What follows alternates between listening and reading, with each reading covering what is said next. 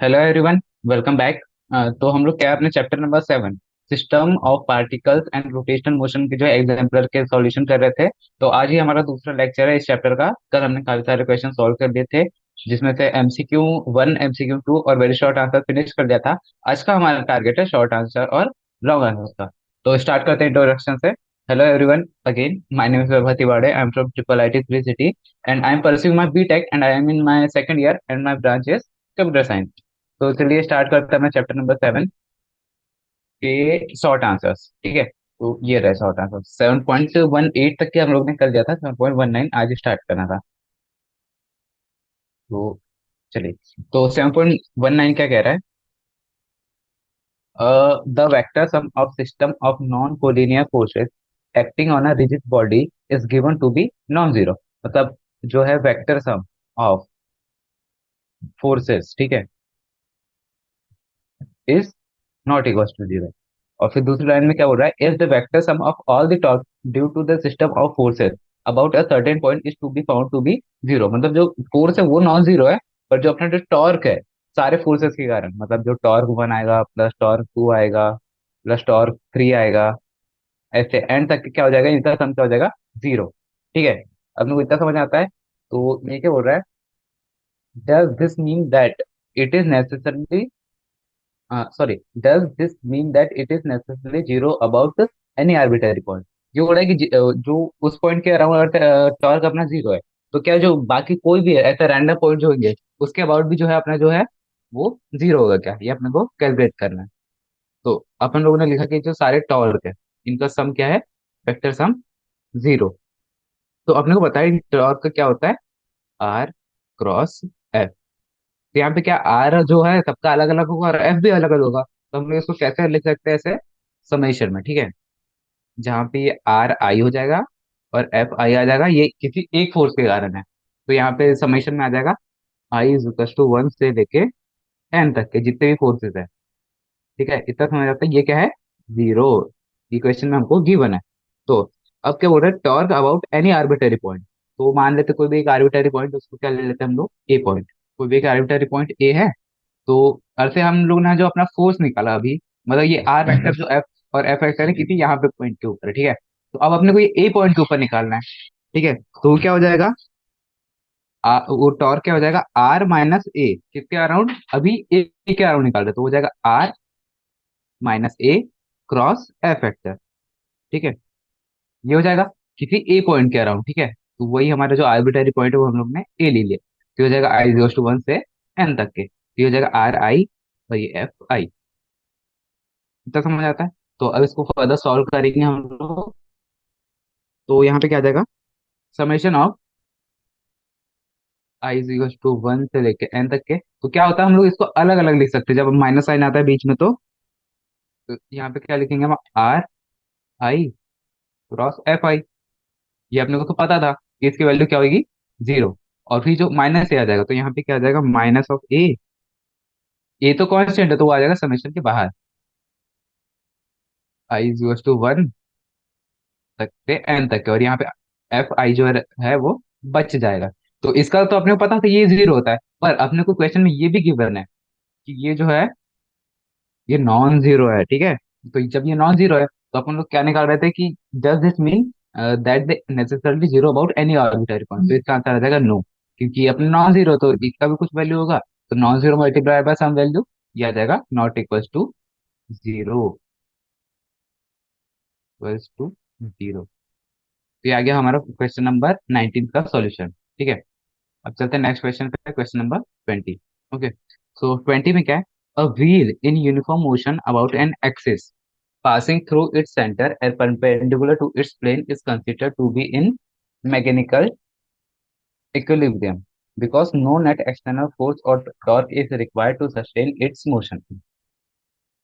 तो ये जो बोल रहा है, हम लोग इसका एक बार डायग्राम बना के समझने की कोशिश करते हैं कि ये तो कोई व्हील है, ठीक है, ऐसे ये यूनिफॉर्म मोशन कर रहा है। इसका इस एक्सिस कह रहा हूँ, ठीक है, ऐसे मूव कर रहा है, गोल गोल घूम रहा है। तो and perpendicular to its plane, ठीक है, is consider to be mechanical equilibrium because no net external force or torque is required to sustain its motion. However, the particles that constitute the wheel do experience a centripetal acceleration directed towards the center. How do you reconcile this fact with the wheel being in equilibrium? भी हो रहा है कि wheel जब ऐसे चल रहा है, मतलब इसमें कोई मोशन हो रहा है, तो इसके जो पार्टिकल्स होंगे यहाँ पे यहाँ पे यहाँ पे यहाँ पे यहाँ पे, तो इनके ऊपर भी एक फोर्स लगे रहते हैं इधर अंदर की तरफ। इतना समझ में आता है, क्योंकि हम लोग ने पढ़ा है कि जब कोई भी बॉडी सर्कुलर मोशन होती है तो उसके ये वाले के ऊपर कहाँ फोर्स लगता है, अंदर की तरफ, ठीक है। तो ये बोला है कि how do you reconcile this fact that wheel is being in equilibrium, ठीक है। ये बोला है कि पता करो कि व्हील इक्विलिब्रियम में क्यों है, जबकि इसके ऊपर तो एक फोर्स लग रहा है inside. How would you set a half wheel into uniform motion about an axis passing through the center of mass of the wheel are perpendicular to its plane। अभी दूसरा पार्ट में क्या बोल रहा है कि जब हम ये व्हील को आधा कर देंगे, मतलब ये व्हील कैसा होगा, ऐसा आधा, और इसका जो सेंटर ऑफ मास होगा कहीं यहीं पे होगा, थोड़ा नीचे शिफ्ट हो जाएगा, तो बोल रहा है जब ये रोटेट करेगा तो इसको कैसे हम लोग जो है यूनिफॉर्म मोशन करवाएंगे। और इसके ऊपर भी अपने को कमेंट करना है कि how will you require external force to sustain the motion. तो अपने को इसके ऊपर कमेंट करना है। तो चलिए करते हैं। अपने को पता है कि जो इंटरनल इलास्टिक फोर्सेस है वो क्या करते हैं, अपने जो सेंट्रीपिटल एक्सेलरेशन है पार्टिकल के, उसको क्या करते हैं, इंक्रीज करते हैं। कौन से फोर्सेस, इंटरनल इलास्टिक फोर्स है, ये क्या करते हैं, उसका सेंट्रीपिटल फोर्स को इंक्रीज करते हैं। क्यों? क्योंकि इलास्टिक फोर्सेस भी एक टाइप के फोर्सेस ही है ना। जो वो जो अपने लोग पॉइंट्स की बात करें, मतलब ऐसे छोटे छोटे पॉइंट्स की बात करें, उनके ऊपर भी तो वो फोर्स लग ही रहे। तो वो क्या करते हैं, उससे सेंट्रीपिटल एक्सेलरेशन है उसको इंक्रीज करते हैं। these फोर्सेस क्या करते हैं, कैंसल कर देते हैं किसको, इंटरनल इलास्टिक फोर्सेस और सेंट्रीपिटल फोर्सेस, एक दूसरे को क्या कर देते थे, कैंसिल कर देते। क्यों? क्योंकि सेंट्रीपिटल फोर्स जब अंतर लगता है तो इलास्टिक प्रॉपर्टी क्या करती है, तो उसको एक फोर्स देती है, इलास्टिक फोर्स, जो किधर होता है, बाहर की तरफ। दैट्स वाई ये जो अपना व्हील रहता है, जो चक्का जिसको बोलते हैं, वो इक्विलिब्रियम में रहता है। तो ये पहला पार्ट का तो आंसर अपने को समझ में आ गया कि जो सेंट्रीपिटल फोर्स है उसको बैलेंस करने के लिए अपने पास एक इलास्टिक फोर्स रहता है। अब चलते हैं अपने बी वाले पार्ट में, जहाँ पे हम लोग हाफ व्हील की बात करें, ठीक है। तो in the half wheel the distribution of mass about the centre of mass is not symmetrical. अपने को इतना समझ आता है, क्योंकि ये जो अपने चक्कर रहेगा ऐसा रहेगा, और ये कहीं इस पॉइंट कर रहा हूँ, थोड़ा डायग्राम गलत बन गया, इस पॉइंट के अराउंड गोल गोल घूमेगा। तो इसका जो है एंगुलर मोमेंटम जो है वो एंगुलर वेलोसिटी के साथ कोइंसाइड नहीं कर रहा। क्यों? क्योंकि एंगुलर मोमेंटम होता है अपना mvr, और एंगुलर वेलोसिटी क्या होती है, ओमेगा। तो इन दोनों की जो डायरेक्शन होगी वो थोड़ी अलग अलग होगी। क्यों? क्योंकि जो अपना सिमेट्रिक रहता था ऐसे चक्का, तो इसमें एंगुलर मोमेंटम भी इधर रहता था और एंगुलर वेलोसिटी भी इधर रहती थी। पर इसमें क्या होगा, एंगुलर मोमेंटम थोड़ा अलग हो जाएगा और एंगुलर वेलोसिटी थोड़ी अलग हो जाएगी। तो क्या होएगा, इस पे एक एक्सटर्नल टॉर्क पड़ेगा, इसके कारण, किसके कारण, मोमेंटम के कारण। तो सॉरी, ये एंगुलर मोमेंटम और एंगुलर वेलोसिटी एक डायरेक्शन में नहीं होंगे, तो अपने को क्या चाहिए, एक्सटर्नल टॉर्क चाहिए जो इसको बैलेंस कर पाए, ताकि ये इक्विलिब्रियम में रह पाए, इक्विलिब्रियम। क्योंकि अपने को पता है जब ये दोनों सेम नहीं होते, एंगुलर मोमेंटम और एंगुलर वेलोसिटी जब सेम नहीं होते, तो इसके ऊपर एक अलग सा फोर्स आएगा जो इसके जो मोशन है इसको डिस्टॉर्ट करना चाहेगा। तो इसके लिए अपने को एक एक्सटर्नल फोर्स चाहिए जो इसको इक्विलिब्रियम में रख पाए, ठीक है। तो यहाँ पे जो हमारा बी वाला पार्ट भी सॉल्व होगा कि yes we need a external force to be it in a equilibrium motion, ठीक है। तो अब चलते हैं अब नेक्स्ट क्वेश्चन पे, क्वेश्चन नंबर 21, ठीक है। तो क्वेश्चन नंबर 21 क्या बोल रहा है, a door is hinged at one end and is free to rotate about the vertical axis. तो ये अपना फिगर 7.10 देखना है। ये जो अपना डोर है, ये जो है यहाँ पे दीवार से क्या है, फिक्स है, ठीक है। तो ये यहाँ पे तो बंद हुआ है, पर ये ऐसे ऐसे मूव कर सकता है, कैसे, ऐसे और ऐसे मूव कर सकता है। इतना समझ में आता है, अपने घर पे भी दरवाजा है। तो does its weight causes any torque about this axis. तो बोला कि इसके वेट के कारण इस एक्सिस के अराउंड, किस एक एक्सिस के अराउंड कोई टॉर्क आएगा या नहीं आएगा, इसका आपने को पता करना। Give your answer, give reason for your answer, ठीक है। तो अपने को पता है कि according to the diagram, diagram से सीधे से दिख रहा है जो अपना वेट है किधर होएगा, नीचे की साइड, नीचे की साइड मतलब माइनस वाई एक्सिस में, ठीक है। ये जो अपना डोर है ऐसा है, तो ये अपनी वाई एक्सिस है और ये एक्स एक्सिस है। तो अपना जो वेट है वो नीचे की तरफ, मतलब माइनस वाई एक्सिस की तरफ, ठीक है। तो अपना जो फोर्स होता है, सॉरी, जो अपना क्या होता है, टॉर्क होता है, वो क्या होता है, आर क्रॉस एफ। जब आर वेक्टर और एफ वेक्टर एकदम परपेंडिकुलर, सॉरी, पैरेलल हो, तो इनके बीच में क्या होता है, साइन थीटा क्या हो जाता है, जीरो। तो क्योंकि साइन 0 डिग्री क्या होता है, वन, सॉरी, साइन 0 डिग्री क्या होता है, जीरो। तो जब आर और एफ जब एकदम पैरेलल हो, तो इनके बीच में क्या होता है, टॉर्क जो होता है, नेट टॉर्क जीरो हो जाता है। तो अपने को यहाँ पे पता है कि हम लोग किस एक्सिस अराउंड निकाल रहे हैं, वाई वाली एक्सिस के अराउंड, ठीक है। और जो अपना कहते हैं एफ वेक्टर, वो भी किधर है, एफ मतलब क्या, अपना एम जी की बात करें, वो भी अपने माइनस वाई डायरेक्शन में। तो जो अपना वो हो जाएगा आर क्रॉस एफ, ये क्या हो जाएगा, आर एफ साइन थीटा। और साइन थीटा की वैल्यू अपनी हो जाएगी साइन जीरो, क्योंकि दोनों पैरेलल है, एक ही डायरेक्शन में। तो ये ओवरऑल टर्म कितना हो जाएगा, जीरो। तो यहाँ पे क्या है, अपना net torque is equal to zero, और इक्वल टू जीरो। इतना समझ आ गया अपने को। तो इसका आंसर भी हो जाएगा कि जो अपना नेट टॉर्क है उसको नहीं लगेगा। अब चलते हैं नेक्स्ट क्वेश्चन पे। 7.22, n-1 equal point masses, each of mass m are placed at the vertices of regular n polygon। मतलब अपने को कोई पॉलीगॉन लेना है रेगुलर वाला, जैसे वो या तो स्क्वायर हो सकता है, 4 साइडेड, या फिर 5 साइडेड पेंटागन हो सकता है, या फिर 6 साइडेड हेक्सागन हो सकता है, कुछ भी n साइडेड होगा। तो क्या है, अपने जो है वो अलग अलग वर्टिसेस पे रखे हुए हैं, ठीक है। और वो क्या है, अपने पास n-1 ही पार्टिकल्स है, तो उसका जो एक वर्टिसेस है ये छूट जाएगा। सेम इन सब में भी आते रखे तो एक वर्टिसेस अपना खाली रह जाएगा, ठीक है। The vacant vertex has a position vector A with respect to the centre of the polygon. मतलब यहाँ पे जो है, जहाँ पे खाली है वहां पे क्या है, vertex has a position vector, यहाँ पे क्या है, एक पोजीशन वेक्टर रखा हुआ है, ठीक है। Position vector A with respect to centre of the polygon, मतलब सेंटर से एफ एक ये है, ठीक है। ऐसे एक वेक्टर रखा हुआ है, find the position vector of centre of मास। तो अपने को इसके रिस्पेक्ट में जो है अपना पोजीशन वेक्टर निकालना है, किसके, सेंटर ऑफ मास का। तो ये थोड़ा ट्रिकी क्वेश्चन है, क्योंकि इसमें जो है अपने को फिगर गिवन, मतलब जो पॉलीगॉन है वो गिवन नहीं है, इसमें सिर्फ लिखा हुआ है कि एन साइडेड पॉलीगॉन है, पॉलीगॉन के बारे में गिवन नहीं है। तो चलिए सॉल्व करते हैं।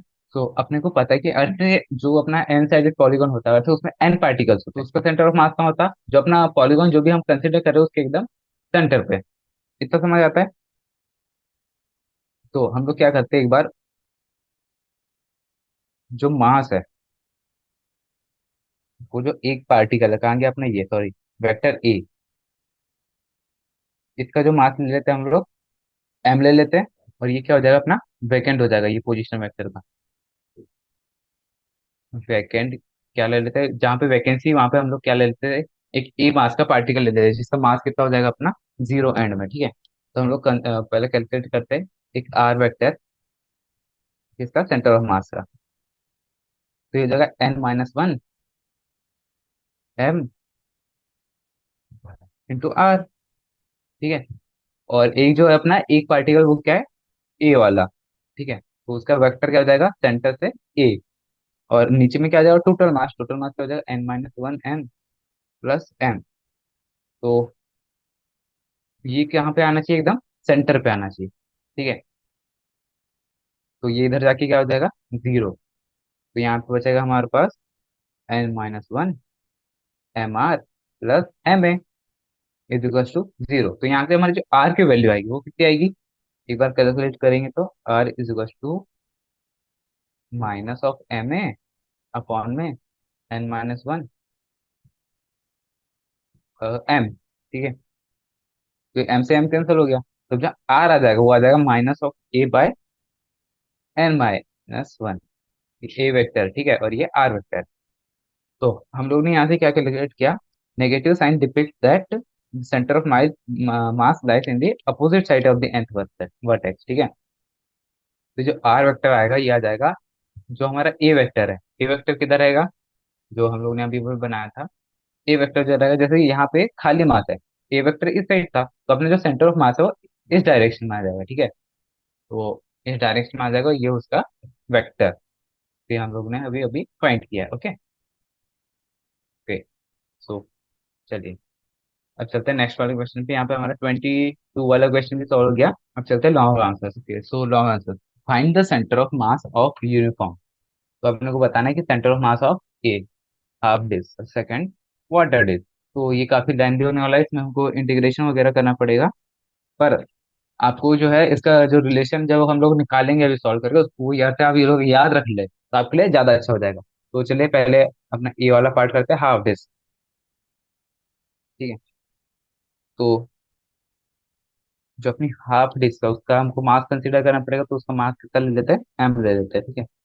उसका एरिया कितना हो जाएगा, पाई आर स्क्वायर बाय 2। तो अपना मास पर यूनिट एरिया क्या हो जाएगा, मास पर यूनिट हो जाएगा अपना this डिवाइड बाय this। तो ये हो जाएगा 2m bye pi are square. ये क्या हो जाएगा, mass per unit area, per unit mass per unit area. ठीक है। तो अब जो है हम लोग को अपनी हाफ डिस्क है, एक बार उसको ड्रॉ कर लेते हैं। मान लीजिए ऐसी कोई हाफ डिस्क, ये रही रेडियस और इसका मास क्या है, एम। तो हम लोग क्या कंसिडर करते हैं कि ये जो डिस्क है, जैसे छोटे छोटे रिंग से बनी होगी। यहाँ पे एक रिंग होगी, फिर इसके बाजू में एक दूसरी रिंग होगी, एकदम जिसके इसके बीच में डिस्टेंस जो है अपन लोग जीरो लेंगे। तो ऐसे जब हम बहुत सारी जो रिंग है उन सबको मिलाएंगे तो अपने पास क्या बनेगी, एक डिस्क। कितना समझ आता है। तो हम लोग ऐसे कोई आर्बिटरी ऐसे एक रिंग ले लेते हैं। ठीक है। और जो इसका मतलब सरफेस एरिया जो है इसका, ये पर्टिकुलर वाली रिंग का, ये कितना हो जाएगा, पूरा सरफेस एरिया, ये पूरा माइनस ये छोटा वाला सरफेस एरिया। ठीक है। ये हो जाएगा इस रिंग का सरफेस एरिया। तो इसकी रेडियस हम लोग क्या ले लेते हैं, टोटल रेडियस यहाँ से यहाँ तक की आर ले लेते हैं, स्मॉल आर। और इसकी थिकनेस कितनी ले लेते हैं हम लोग, डी आर ले लेते हैं। तो इसका पूरा पूरा एकदम पूरा फुल का कितना आ जाएगा surface area, pi R plus D R का होल स्क्वायर बाय 2। और ये जो अंदर साइड का ये वाला पोर्शन अंदर वाला, तो इसका एरिया कितना हो जाएगा, पाई आर स्क्वायर बाय 2। और इन दोनों को जब हम सेपरेट करेंगे तो अपनी जो रिंग है इसका सरफेस एरिया आ जाएगा। ठीक है। तो अब लोग हम लोग इसको थोड़ा अच्छे से कॉमन वगैरह निकाल लेते हैं कुछ कुछ चीजें। चलिए पाई बाय 2, इसको हम लोग ओपन कर लेंगे तो आ जाएगा R square plus D R square plus 2 D R D R square, 2 R D R minus of R square. तो यहाँ से भैया आर स्क्वायर और आर स्क्वायर कैंसिल हो जाएगा। तो अपने पास क्या बचेगा, pi by 2 plus D R square minus of 2 R D R. तो अब जो अपनी मास ऑफ स्ट्रिप है वो क्या हो जाएगा, जो हमने मास पर यूनिट एरिया निकाला था ये, जब हम उसको ये रिंग के एरिया से मल्टीप्लाई करेंगे, जो अपना अभी आया है ये वाले एरिया से, तो अपना क्या आ जाएगा, वो रिंग का मास आ जाएगा। ठीक है। ये भी अभी इजी चल रहा है, सब कुछ इजी चल रहा है। तो हम लोग कर लेते हैं अब दोनों को मल्टीप्लाई, तो ये आ जाएगा 2m/π² multiply by pi r D r. ठीक है। ये आ गया अपना pi r D r. Okay okay. तो अब आगे चलते हैं थोड़ा, मास ऑफ स्ट्रिप आ गए। ठीक है अभी हमारे पास, तो इसको थोड़ा सॉल्व करेंगे तो ये आ जाएगा 2m/r², पाई से पाई कैंसिल, ये आ जाएगा आर डी आर। अब क्या करेंगे नेक्स्ट नेक्स्ट स्टेप में कि हम लोग क्या करेंगे, जिस बहुत सारी जो रिंग्स है ये सब मिलके क्या बना रहे डिस्क, तो हम लोग क्या करेंगे नेक्स्ट नेक्स्ट स्टेप में, इसको करेंगे इंटीग्रेट। ताकि इंटीग्रेट मतलब सारी रिंग का सम। तो एक्स ऑफ सेंटर ऑफ मास, जो अपना रिंग था उसका हम लोग जो सेंटर है इसको हम लोग ले लेते हैं 0,2r/पाई। ठीक है। ये क्या हो जाएगा अपना centre of mass of the strip, मतलब इसका सेंटर ऑफ मास कहीं यहाँ पे होगा। तो इसका सेंटर ऑफ मास हो जाएगा ये, अपने को ये रिजल्ट जो है ये पता है। तो एक्स जो सेंटर ऑफ मास हो जाएगा, ऐसी सारी का सम, ऐसी सारी रिंग्स का सम, ये क्या हो जाएगा 1/m, तो कॉमन आ जाएगा इंटीग्रेशन ऑफ एक्स। ठीक है। ठीक है। ये कहाँ से कहाँ तक हो जाएगा, जीरो से आर तक है। क्यों, क्योंकि ऐसी अपनी छोटी छोटी रिंग कहाँ से चालू होगी, जीरो से स्टार्ट होगी और कहाँ तक जाएगी, आर रेडियस तक की जाएगी, तो ये 0 से R तक के। तो इसको हम लोग थोड़ा आगे सॉल्व करते हैं। ये हो जाएगा 0 से R तक, जो अपने एक्स हो जाएगा वो क्या हो जाएगा, एक्स क्या हो जाएगा 0, ये हो जाएगा 1 0 DM, ये हो जाएगा 0। ठीक है, इतना समझ आता है।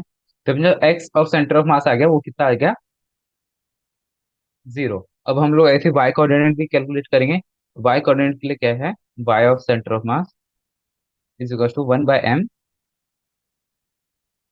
0 से R तक के। फिर से, फिर आ जाएगा वाई ऑफ DM।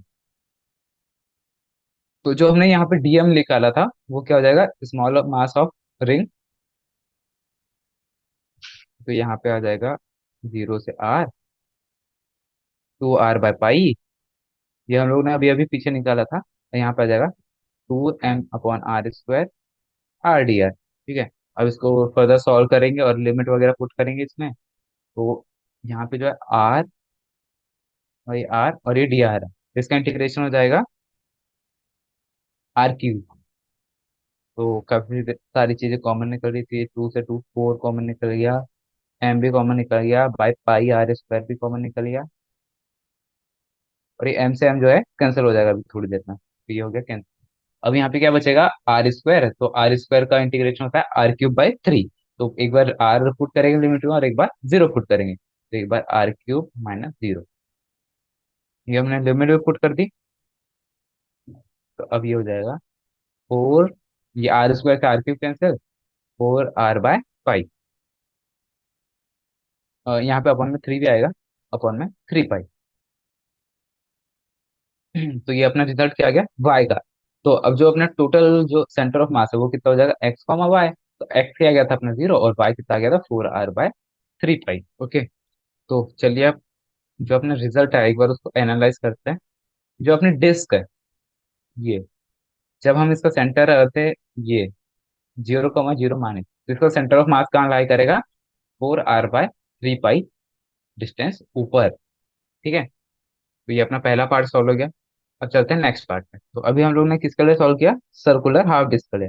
अब किसके लिए करेंगे, जो अपनी यूनिफॉर्म क्वार्टर डिस्क के लिए। क्वार्टर डिस्क कैसे हो जाएगी, एक बार उसको देख लेते हैं ऐसे। तो हम फिर से इसको क्या लेंगे, 0,0। तो इसका जो हो जाएगा mass per unit area of quarter disc, उसके लिए क्या था अपना M/πr/4। क्यों, क्योंकि ये क्वार्टर है, तो ये हो जाएगा मास पर यूनिट एरिया। तो इसको क्या लिख सकते हैं, 4M/πr²। तो जैसे जो अभी हम लोग ने जो है वाई एक्सिस के अराउंड जो निकाला था वो कितना आया था, 4R/3 पाई। ये क्यों हम लोग ने डायरेक्ट लिख दिया, क्योंकि यहाँ पे जो है अपना लोग फिर से करते इंटीग्रेट करे वाई एक्सिस के लिए। तो ये जो इंटीग्रेशन कहाँ से जाएगा, 0 से लेके R तक के, फिर से जाएगा, और ये जो मास वगैरह वो सब कुछ सेम है। तो वाई जो हो जाएगा, वाई का सेंटर ऑफ मास क्या हो जाएगा, 4R/3। जब वाई का ये होगा तो अच्छा हम लोग इसको रोटेट करके देखें, तो ये जो एक्स वाला है ये भी सिमिलर हो जाएगा वाई की। तो इसका जो एक्स ऑफ सेंटर ऑफ मास आएगा ये भी वाई के इक्वल आ जाएगा। एक्स ऑफ सेंटर ऑफ मास क्या आ जाएगा, 4R/3 पाई। ये भी किसके इक्वल आ जाएगा, X of centre of mass is equal to Y of centre of mass is equal to Y of centre of mass of half disc. क्यों, क्योंकि हम लोग जो इंटीग्रेट करेंगे दोनों को कहाँ से करेंगे, 0 से R तक की। तो इसलिए जो रिजल्ट आने वाला है वो सेम आने वाला है। तो ये आ जाएगा 4R/3 पाई, ये भी आ जाएगा 4R/3 पाई। ये क्या होगा, इसके कोऑर्डिनेट्स। तो एक बार फिर से जो आंसर है उसको एनालाइज करते हैं। जो अपनी ये है क्वार्टर वाली डिस्क, तो इसका क्या हो जाएगा, इसका 4R/3 पाई इधर और 4R/3 पाई इधर। तो इसका जो सेंटर ऑफ मास आएगा कहीं पे, यहाँ पे आएगा। ठीक है, तो ये हमारा क्वेश्चन नंबर 23 सॉल्व हो गया। अब चलते हैं नेक्स्ट क्वेश्चन नंबर 24 पे। तो क्वेश्चन नंबर 24 बोल रहा है, two disc of moment of inertia I1 and I2 about their respective axis normal to disc and passing through centre. मतलब ये कोई डिस्क है और ये एक डिस्क है, तो इनका मोमेंट ऑफ इनर्शिया क्या है, I1 और I2, and rotating with angular speed ω1। ये ω1 से घूम रहा है और ये ω2 से घूम रहा है। Are brought into contact face to face with their axis of rotation coincidence. तो क्या कर रहे हैं हम लोग, इन दोनों को क्या पास में ले जा रहे हैं। तो ये क्या हो रहा है, does the law of conservation of angular momentum apply to the situation. मतलब जब हम इन दोनों को पास में ले जाएंगे तो ये क्या हो रहा है कि जो अपना एंगुलर मोमेंटम जो रहेगा वो कंजर्व रहेगा या नहीं रहेगा। तो अपने को इतना बताया कि जो एंगुलर मोमेंटम रहेगा इसका क्या हो जाएगा एम वी आर, और इसका भी क्या हो जाएगा एम वी आर। तो इसका जो एम डिफरेंट रहेगा और वी आर भी डिफरेंट रहेगा, पर कंसिडर कर लेते M1 V1 R1, इसका हो जाएगा M2 V2 R2। तो ये इसके एंगुलर मोमेंटम होगा। तो जब हम इन दोनों को पास में लाएंगे तो हम लोग जो है इनके ऊपर कोई एक्सटर्नल फोर्स जो है वो अप्लाई ही नहीं कर रहे। जब तक हम एक्सटर्नल फोर्स अप्लाई नहीं करेंगे तो मोमेंटम में बिल्कुल चेंज नहीं आता है। तो सीधे सीधे जो अपना एंगुलर मोमेंटम रहेगा वो कंजर्व रहेगा। क्यों? क्योंकि हम लोग एक्सटर्नल फोर्स लगा ही नहीं रहे। तो अब चलते हैं अपने इसके बी वाले पार्ट में, find the angular speed of the two disc system. तो जब हमने उन्हें इन दोनों को चिपका दिया तो अपने को क्या निकालना है इसका, वो एंगुलर मोमेंट, एंगुलर स्पीड। ठीक है। तो चलिए अब ये थोड़ा लेंथी होने वाला है। ओके, तो अपने को पता है कि L F is equal to L I, क्योंकि ये अभी अभी हम लोग ने बात की कि एंगुलर मोमेंटम जो है कंजर्व रहेगा। तो ये क्या हो जाएगा आई ओमेगा, जब हम दोनों इन दोनों को चिपका देंगे, क्योंकि दोनों जो है एक ही ओमेगा से ओमेगा एंड में, दोनों डिस्क साथ साथ में। और जो इनिशियल है तो दोनों का अलग अलग, तो ये हो जाएगा I1 omega 1 plus I2 omega 2। तो यहाँ से जो अपना ओमेगा आएगा वो कितना आएगा, I1 omega 1 plus I2 omega 2। और जो टोटल आई है ये क्या हो जाएगा I1 plus I2। Moment of inertia थोड़ी चेंज होगा। तो ये अपना क्या आ गया फाइनल वाला मोमेंट ओमेगा। ठीक है। तो ये अपने को निकालना था। अब क्या सी वाले पार्ट में क्या बोल रही है, find the calculate the loss in kinetic energy of the system in the process. तो अपने बोला कि जो अपनी एंगुलर मोमेंट है वो तो चेंज नहीं होगा, पर जो काइनेटिक एनर्जी उसमें तो लॉस हो गई, क्योंकि दोनों जब टकराएंगे तो उनकी स्पीड में डिफरेंस आएगा। तो चलिए चेक करते काइनेटिक एनर्जी में चेंज। तो काइनेटिक एनर्जी फाइनल वाली वो क्या हो जाएगी, kinetic energy rotational plus kinetic energy translation होते हैं। ठीक है। तो ट्रांसलेशन तो यहाँ पे जीरो ही, क्यों? क्योंकि आप लोग मूव नहीं कर रहे, सिर्फ और सिर्फ रोटेट कर रहे हैं। तो अपनी तो काइनेटिक एनर्जी हो जाएगी वो क्या हो जाएगी, फाइनल वाली हो जाएगी काइनेटिक एनर्जी रोटेशनल। और काइनेटिक एनर्जी रोटेशनल क्या होती है, I omega square r, I by two, sorry 1/2 I omega square. तो जो अपना आई हो जाएगा वो क्या हो जाएगा I1 plus I2, I1 plus I2। और ओमेगा स्क्वायर क्या हो जाएगा, जो अभी अभी हम लोग ने नीचे कैलकुलेट किया था ये वाला रिलेशन। तो यहाँ पे पुट कर देते ओमेगा स्क्वायर की वैल्यू, ये हो जाएगी I1 omega 1 plus I2 omega 2 upon में I1 प्लस I2। ठीक है। फिर I one plus I two से I1 प्लस I2 कैंसिल। तो ये स्क्वायर भी है तो यहाँ पे एक ही कैंसिल होगा और एक रह जाएगा। ठीक है। तो यहाँ पे हमारे पास जो रिजल्ट बचेगा वो आएगा half I1 omega 1 plus I2 omega 2 का होल स्क्वायर अपॉन में I1 प्लस I2। ठीक है। अब जो हम लोग आगे करेंगे वो क्या है, जो काइनेटिक एनर्जी है इनिशियल, क्योंकि अभी हम लोग ने फाइनल वाले कैलकुलेट कर ली। जो अपने को निकालना है टोटल लॉस, मतलब फाइनल माइनस इनिशियल। तो अब पहले अपने को इनिशियल भी निकालनी पड़ेगी। इनिशियल वाली क्या हो जाएगी, काइनेटिक एनर्जी रोटेशनल वाली और फर्स्ट वाले object plus kinetic energy of second वाला। ठीक है। तो काइनेटिक एनर्जी ऑफ फर्स्ट क्या हो जाएगा, I1 ओमेगा 1 स्क्वायर बाय 2, और सेकंड वाला क्या क्या हो जाएगा I2 ओमेगा 2 स्क्वायर बाय 2। तो यहाँ से हाफ कॉमन निकाल लेते, 1/2। यहाँ पे बचेगा I1 omega 1 square plus I2 omega 2 square. ठीक है। ये अपनी इनिशियल वाली हो गई। तो अब क्या करेंगे हम लोग, डेल्टा ऑफ काइनेटिक एनर्जी निकालेंगे। ओके। तो चेंज इन काइनेटिक एनर्जी क्या हो जाएगी, kinetic energy final minus kinetic energy initial. तो जो अपनी फाइनल वाली आई थी वो थी half I1 omega 1 plus I2 omega 2 का whole square upon I1 plus I2।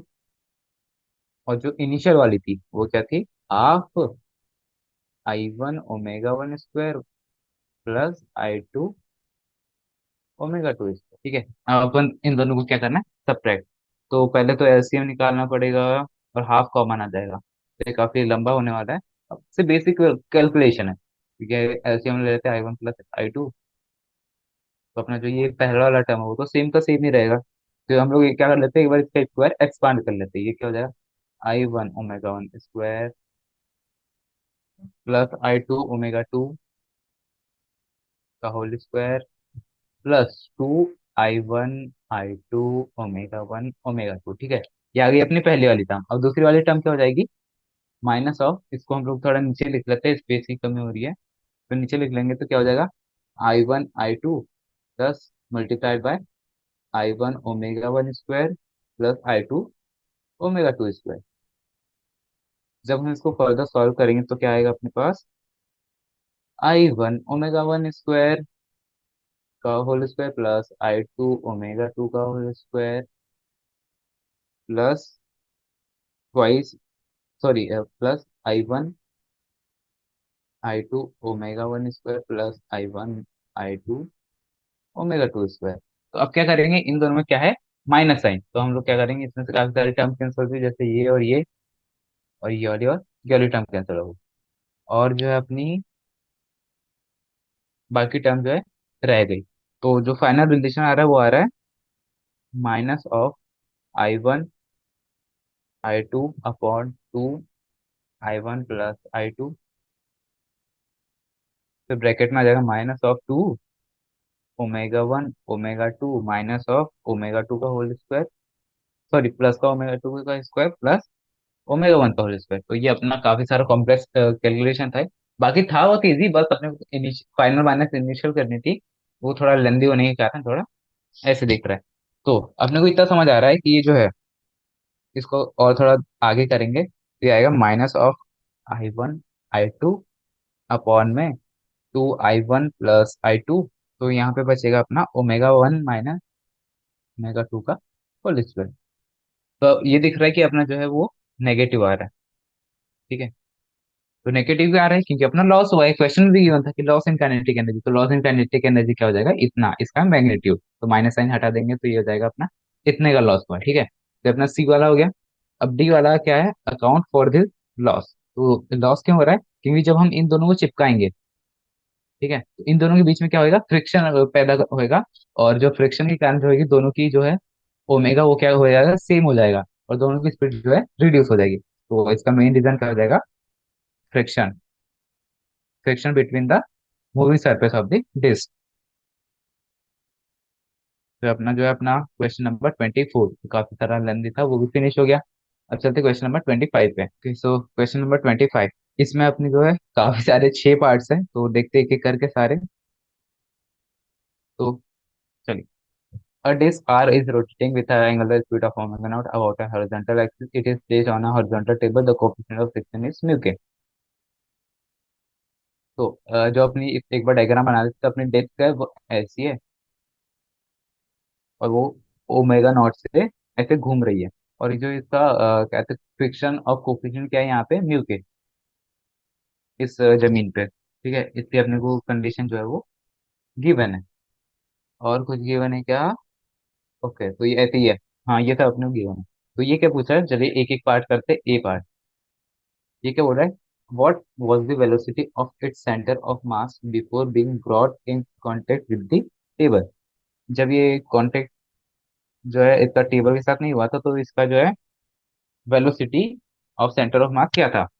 तो जब ये टेबल पे नहीं था, ये अपनी एक्सिस के अराउंड जो ऐसे ऐसे ऐसे ऐसे घूम रही थी, ये अपनी एक्सिस के अराउंड, ये जो है ट्रांसलेशन मोशन नहीं करी थी, इसका जो वेलोसिटी ऑफ सेंटर ऑफ मास का हो जाएगा 0। तो ये हो गया अपना पहले पार्ट का आंसर। अब चलते बी पार्ट। तो बी पार्ट क्या हो रहा है, what happens to the linear velocity of a point on its ring when placed in contact with the table. तो ये पूछ रहा है कि इसकी जो लीनियर वेलोसिटी है उसमें क्या चेंज होगा जब इसको टेबल के ऊपर रख देंगे।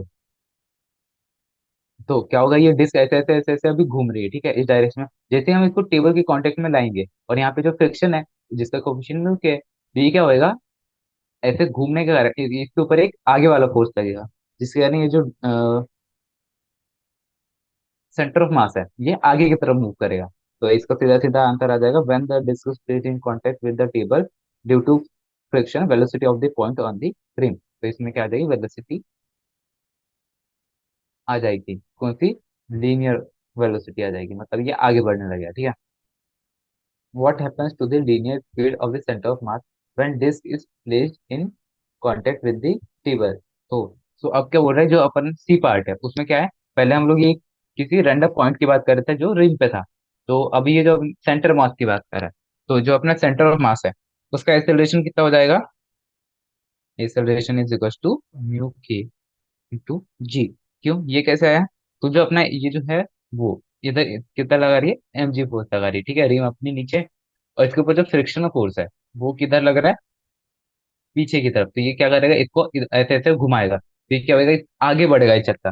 तो इसका जो एक्सेलरेशन हो जाएगा वो क्या हो जाएगा, आगे की साइड, जिसका वैल्यू कितना हो जाएगा, म्यू के जी। इतना समझ आता है। लीनियर स्पीड क्या होगी, धीरे धीरे इंक्रीज करेगी, क्यों, क्योंकि इसमें जो है एक्सेलरेशन है, तो एक्सेलरेशन के होने के कारण जो इसकी लीनियर स्पीड धीरे धीरे इंक्रीज करेगी। तो ये जो अपना सी पार्ट है ये भी हो गया। अब डी पार्ट पे चलते हैं। What force is responsible for the effect in B and C. तो ठीक है, तो फ्रिक्शन जो है वो जो है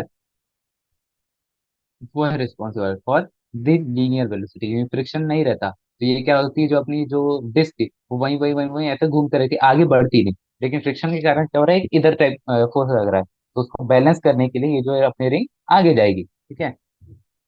तो इसका आंसर आ जाएगा डी वाले का, फ्रिक्शन। तो अब चलते हैं नेक्स्ट वाले पार्ट पे। What condition should be satisfy for rolling to begin. अभी जो ई वाला पार्ट है ये थोड़ा कॉम्प्लेक्स है, तो इसको समझना पड़ेगा।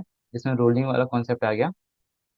तो जो अपनी ये डिस्क है, अपने को ये तो पता चलेगा कि जैसे ही कांटेक्ट में आएगी इस पे फ्रिक्शन लगेगा और ये आगे बढ़ने लग जाएगी। पर रोलिंग में क्या होता है, रोलिंग में क्या होता है, अपनी जो वेलोसिटी है क्या हो जाती है, ओमेगा आर। वेलोसिटी कौन सी, इधर वाली, ये जो वेलोसिटी ये तो ओमेगा आर होती है, ये जो आगे वाली वेलोसिटी होती है ये भी जाती है अपनी ओमेगा आर। तो ठीक है, तो ये होती है रोलिंग की कंडीशन। ये तो ये कंडीशन हमने हमेशा याद रखनी चाहिए। तो जो अपना फोर्स है, कैलकुलेट कर लेते हैं, फोर्स कितना होता है, एम इंटू ए, एक्सेलरेशन कितना है अपना, एफ बाय एम। तो फोर्स कितना लग रहा है, वो अपना कौन सा वाला फोर्स, ये वाला कौन सा, फ्रिक्शनल फोर्स, जितना लगेगा उतनी फोर्स अपने को आगे साइड लगेगा। तो फोर्स हो जाएगा म्यू के इंटू नॉर्मल, नॉर्मल क्या है, एम जी अपॉन एम। तो ये हो जाएगा म्यू जी, म्यू के जी। इतना अपने को फोर्स, सॉरी एक्सेलरेशन होएगा। इतना पता है कि हम लोग ने लास्ट पार्ट में भी कैलकुलेट कर लिया था कि जो अपना एक्सेलरेशन आएगा वो म्यू के जी होगा। तो हम लोग ने एक्सेलरेशन निकाल दिया, वेलोसिटी निकाल दी जो है ओमेगा आर की इक्वल, सॉरी ओमेगा, हाँ ठीक, ओमेगा ही कंसिडर करते हैं, ओमेगा नॉट गिवन है तो इसको ओमेगा नॉट लिख लेते हैं। तो अपनी वेलोसिटी आ गई और ये आ गया अपना एक्सेलरेशन। तो जो अपना एंगुलर रिटार्डेशन जो प्रोड्यूस होगा ड्यू टू फ्रिक्शनल फोर्स, क्यों, क्योंकि जो अपना फ्रिक्शनल फोर्स है वो तो इधर लग रहा है, तो उसके कारण एक रिटार्डेशन जो है एंगुलर रिटार्डेशन क्रिएट होगा। तो वो कितना हो जाएगा, वो हो जाएगा आर क्रॉस एफ, क्योंकि वो इस साइड इस डायरेक्शन में लग रहा है ना, आर क्रॉस एफ बाय आई। तो आर अपना हो जाएगा आर, और जो अपना फोर्स लग रहा है वो क्या हो जाएगा, म्यू के एम जी अपॉन में आई। तो दोनों के बीच में क्रॉस प्रोडक्ट है, दिया जाएगा mu into R M G sine theta. इतना अभी तक सब कुछ हम लोग सिर्फ फॉर्मल फॉर्मूले लगा रहे हैं। तो अब आगे चलता है, ठीक है। तो हम लोग ने एक्सेलरेशन निकाल लिया और ये क्या निकाला है अभी अभी हम लोग ने, एंगुलर रिटार्डेशन। तो अपने को पता है कि जो आर वेक्टर है और आई वेक्टर जो है वो क्या है, परपेंडिकुलर है, सॉरी आर वेक्टर और एफ वेक्टर। क्यों, क्योंकि जो अपना फोर्स लग रहा है वो ऐसे लग रहा है, और आर जो है सेंटर की तरफ होता है, ठीक है। तो जो साइन थीटा हो जाएगा अपना क्या हो जाएगा, वो वन। तो यहाँ पे जो अपना अल्फा आ जाएगा, जो एंगुलर रिटार्डेशन है वो हो जाएगा माइनस ऑफ म्यू के एम जी आर वन में आई। तो ये माइनस क्यों लगा, क्योंकि ये रिटार्डेशन है, तो हम लोग ने ऐसे खुद से ही माइनस लगा दिया है बिकॉज ऑफ रिटार्डेशन। तो अपन क्या करेंगे अब कैलकुलेट आगे। तो हम लोग क्या करेंगे, velocity of centre of mass is equal to जो इनिशियल वेलोसिटी थी प्लस एक्सेलरेशन इनटू टाइम। तो ये अपना फर्स्ट वाला फॉर्मूला हो गया। तो अपनी जो इनिशियल वेलोसिटी थी वो तो जीरो थी, और एक्सेलरेशन अभी अभी हम लोग ने कैलकुलेट किया था, वो क्या था, म्यू के जी। और जो टाइम है उसके साथ जो अपनी वेलोसिटी वो इंक्रीज करेगी, तो ये हो जाएगी velocity of centre of mass.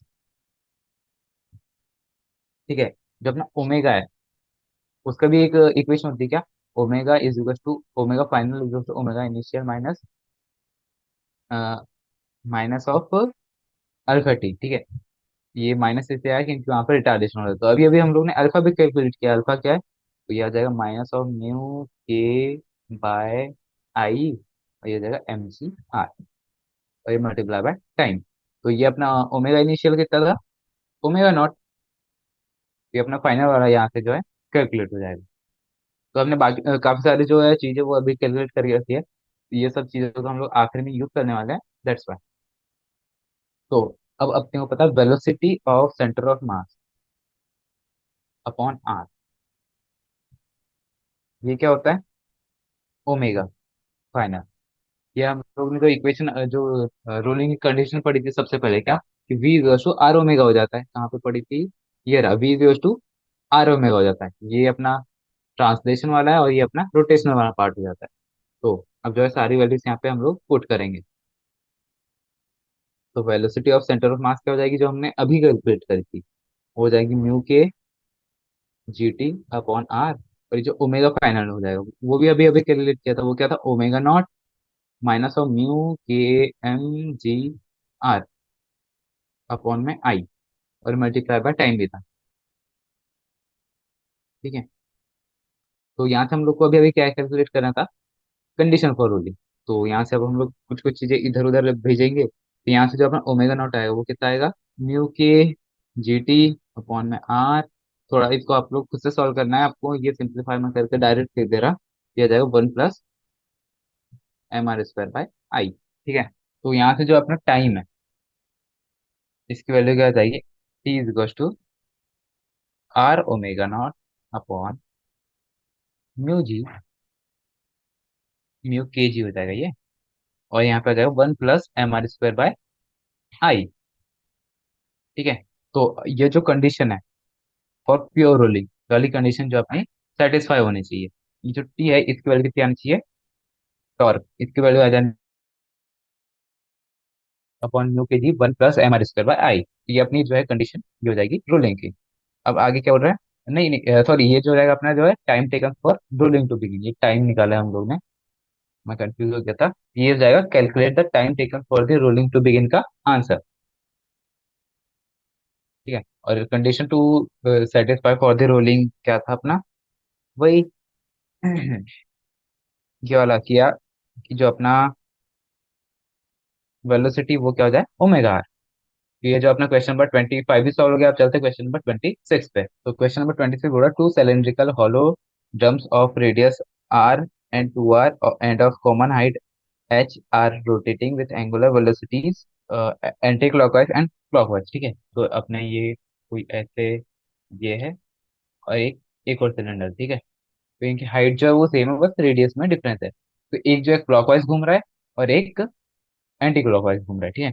Fixed are their axis fixed are parallel in a horizontal plane separated by 3r plus this delta. They are now brought in contact.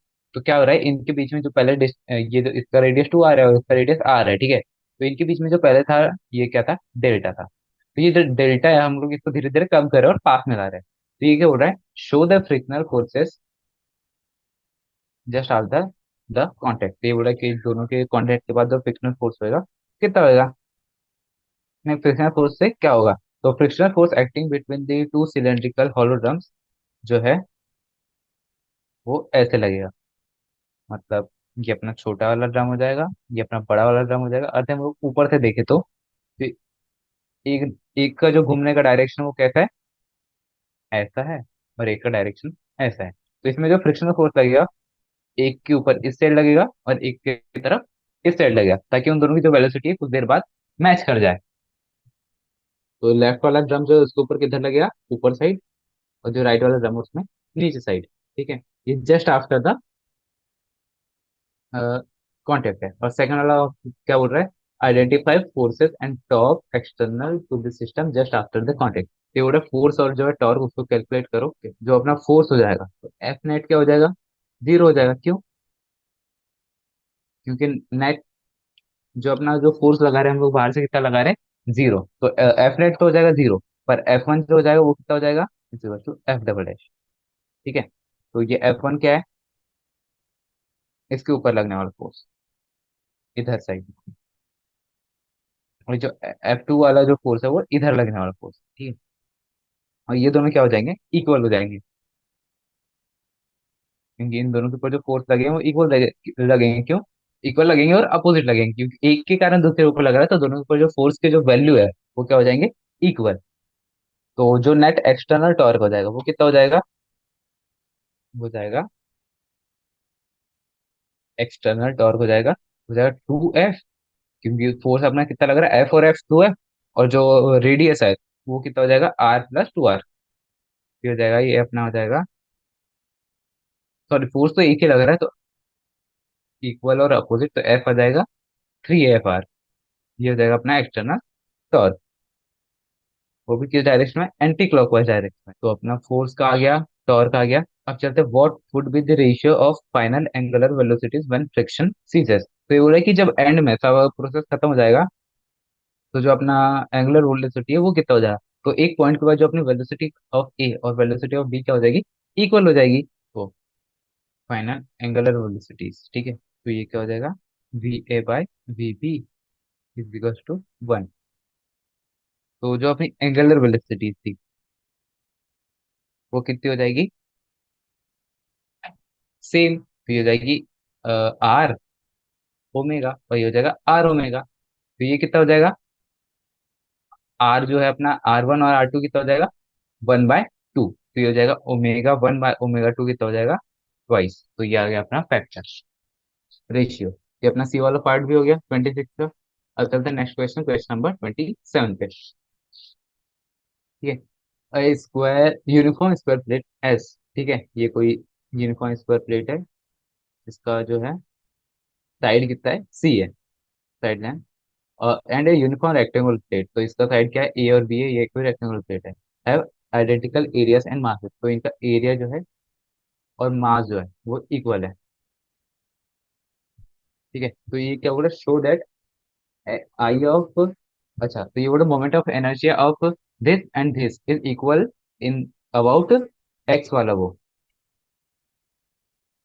Sorry angular moment of rectangle, angular moment, sorry moment of inertia of rectangle और moment of inertia of square about x axis is less than one, ये अपने को prove करना है।